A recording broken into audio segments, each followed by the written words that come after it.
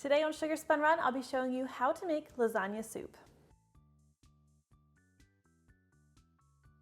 Hey Sugar Spun Bakers! Today we are straying from the sweet recipes and I'm going to be sharing an easy dinner recipe with you. This soup recipe is everything you love about lasagna, but without all the fussy layers and the baking. Now to get started, you are going to need a large soup pot or a Dutch oven, and let's head over to the stovetop. First thing you want to do is turn your stovetop heat to medium-high, and we're going to add 2 tablespoons of olive oil. Now let that heat up a little bit. You should be able to feel the heat emanating from the bottom of the pot before you add your onion. You're going to need to add 1 large onion that's been chopped into pieces. And we'll cook this until the onion is softened and translucent. This will take about 3 to 5 minutes. Next, we'll add some garlic. You'll want a heaping tablespoon of minced garlic, and we're just going to cook this until it's nice and fragrant. That's just going to take about 30 seconds.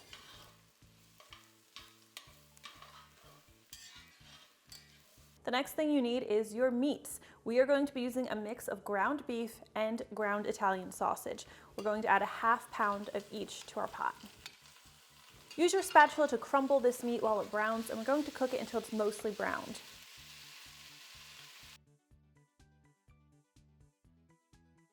This is looking pretty good, so we'll add our chicken broth. You're going to need 5½ cups of chicken broth. We'll also add 14½ ounces of crushed tomatoes, 8 ounces of tomato sauce, 4 tablespoons of tomato paste.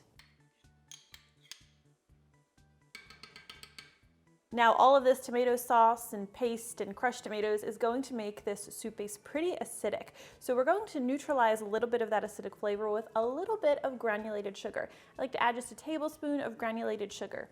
It's not going to make our lasagna soup sweet, it's just going to help cut that acidic flavor. Now for our spices, we're going to start with 1½ teaspoons of Italian seasoning, a teaspoon of dried basil, a teaspoon of salt, and 3/4 teaspoon of ground black pepper. Now for the salt and pepper, we'll start with these amounts, but when you finish your soup, you will want to taste it and add additional salt and pepper as needed.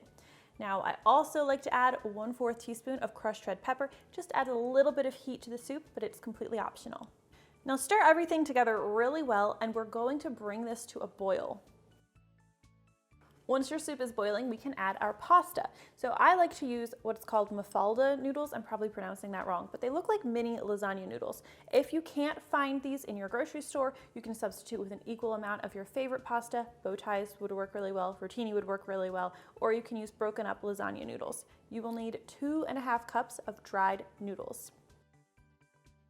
Once we've added our noodles, we'll bring this back to a boil and cook, stirring occasionally for 10 minutes or until the noodles are softened.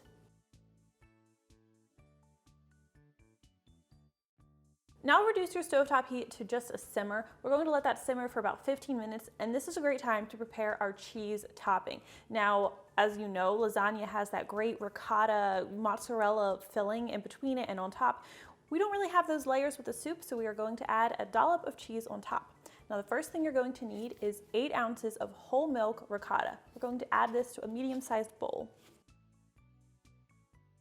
We'll also add a cup of shredded mozzarella cheese, a 1/3 cup of grated parmesan or grated parmesan in Romano, and I also like to add 2 ounces of cream cheese. This is optional. I just really love that creamy texture. I love the extra flavor that the cream cheese adds. We'll stir all of these ingredients together until they're nicely combined.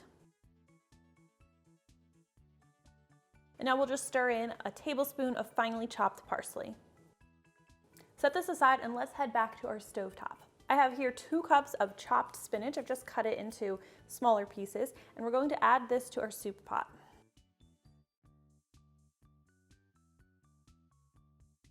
Just stir the spinach in, and we're going to cook it until the spinach is wilted. All right, at this point, our soup is ready to serve, so let's dig in. Now, you could have placed your cheese mixture in the bottom of the bowl, put in about 1.5 tablespoons before spooning your soup on top, but I like to dollop it on top. And that is how easy it is to make lasagna soup at home. This bowl is really hot, but if you guys try this recipe out, please let me know what you think. I really think you're going to love it. Please leave me a comment. I always love hearing from you. Thank you so much for watching, and I'll see you next time.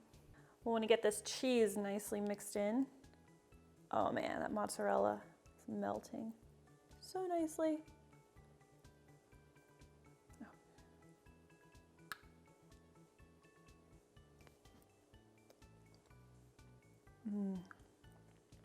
That's really good.